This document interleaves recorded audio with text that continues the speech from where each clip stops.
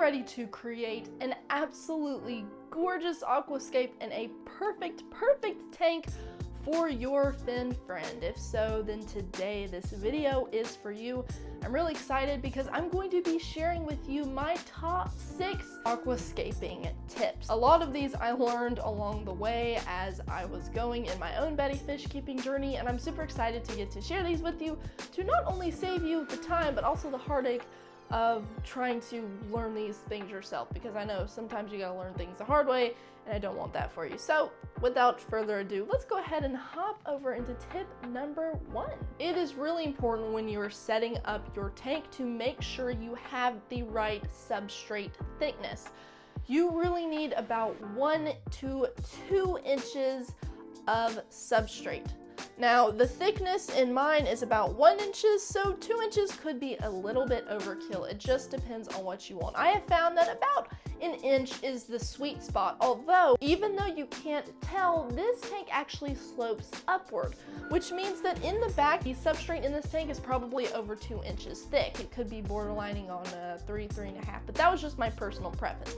You don't have to build a slope into your substrate. That is completely optional. But whether you want the substrate to be completely flat throughout the tank, or if you want a little bit of a rise, make sure that the lowest point is at least 1 inch. Why is this important? Because you are going to be putting live plants in your tank and they need a thick layer of substrate to hold on. When you initially bury the roots of the plants that need to be planted, because some don't, so you do want to do some research on that, but the plants that need their roots down in there need a thick layer of substrate. If the layer is too thin, let's say your layer of substrate is a couple centimeters or half an inch, some of the larger plants, that's just not enough and they're going to come floating back up and it's going to be really frustrating.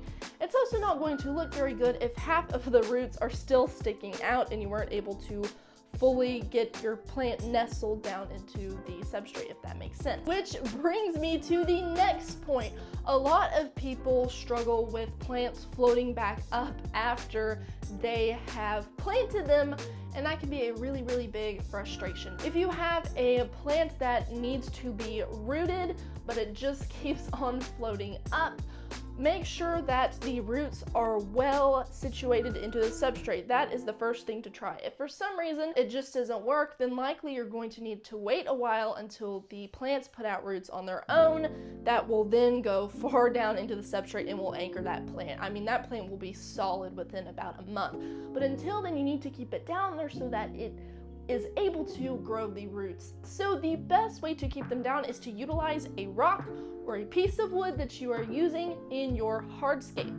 I find that rocks are best because they're heavier, kind of obvious, but I do like to use rocks. So if you have a small piece of rock, you can position it over that plant in a way that holds it down. Don't squish your plant, but find a way to utilize rock or wood to then keep it down. And within a couple weeks or so, you should be able to completely remove it because your plant should have anchored itself enough to keep it from floating up. If you have a plant that doesn't need its roots to be buried in the substrate, like Bucephalandra or Anubis or Java Fern, you can anchor them to your wood or rocks, which is exactly what I have done in this tank.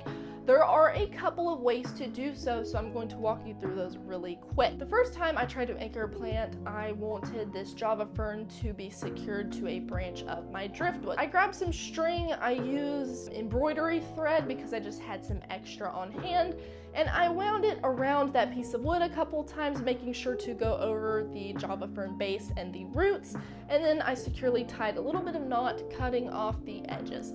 Now, if for some reason you can see the thread, or you know you'll see the thread and it will bother you, you can also use fishing line, which I have used in the past as well. I actually just used that to secure the Anubis right here to a piece of my driftwood. I used that because I knew that I would see the thread and it would really bother me.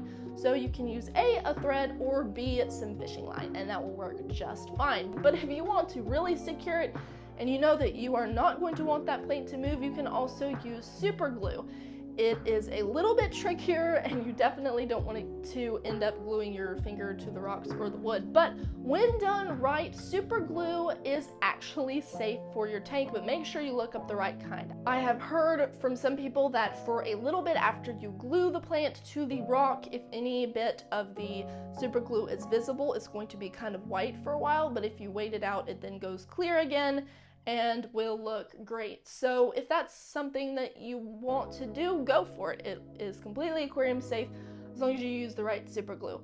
Now, for the bucephalandra that I have in this dragonstone right here, it had so many little nooks and crannies and crevices that I just shoved it down in there, and it's held pretty well. There have been a couple of instances where the bucephalandra, some of it has dislodged, which honestly, I kind of think is this stinker's fault. Pretty sure it's his fault because he likes to swim up in there, and so I think sometimes he dislodges them. But overall, it works pretty well. So if you have rocks that's really porous or just has a lot of little nooks and crannies, sometimes you can just shove them down in there if the plants are small enough, and that works too. Tip number 4, I actually didn't look because I do not script these videos. I included in tip number, I think it was 2 or 3, which was to use fishing line to tie and anchor your plants. So just a little bit of a refresher there. Tip number 5, as we mentioned substrate earlier, I have noticed that substrate that is a little bit grainier, like a fine gravel, is really good for holding your plant down. This is exactly what I used here, and anchoring these plants and just sticking them down in there was an absolute breeze. I had no issues whatsoever. It was really great. I will link you to the substrate that I used because I think a 5-pound bag was about $14, and I only needed one since I was layering it with some planted substrate, so it worked very well for me. Grainier sand naturally is going to help hold your plants down better because it is able to get into the nooks and crannies easier, if that makes sense. When you think about the larger pieces of rocks, they can only come together so well because they're bigger, a little bit chunkier. Sometimes you need the weight plus the smaller granules, so it's up to you what you use, but sometimes a slightly smaller substrate works best. And last but not least, I've noticed that when first aquascaping your tank, usually you'll do it all on the same day.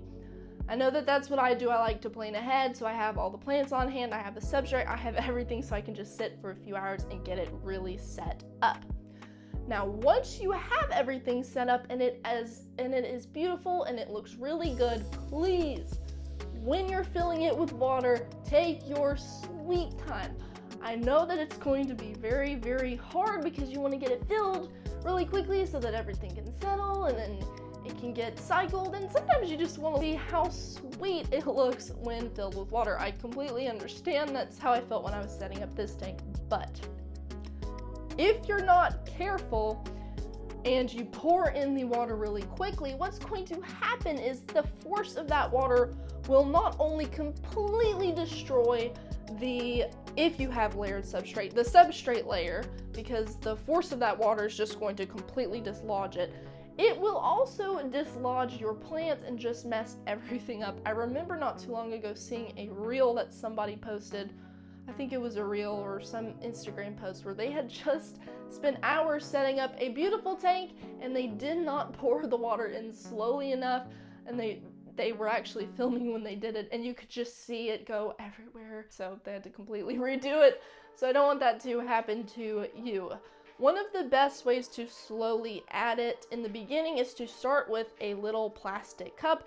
I have a lot of them laying around. I don't know, you could use one of those little disposable solo cups if you have one, something like that. I like to fill it with water. Then you hold it down as close to the substrate as you can and slowly pour the water. Sometimes it helps even more if you pour the water directly onto something to soften the flow, if that makes sense. A lot of times I like to pour it directly onto a rock that's in my hardscape or in a piece of wood. And then once your tank is partially filled, you can then go in with maybe a larger pot of water, or you can also put a siphon in your pot and kind of make it backflow into your tank. I don't know if that makes sense. I did it. I didn't want to fill it bit by bit with the water all the way, so what I did was I filled the pot with water and I held it above the level of my tank. So I actually put it up on my leg, and I propped my leg up here so that the pot of clean water was elevated.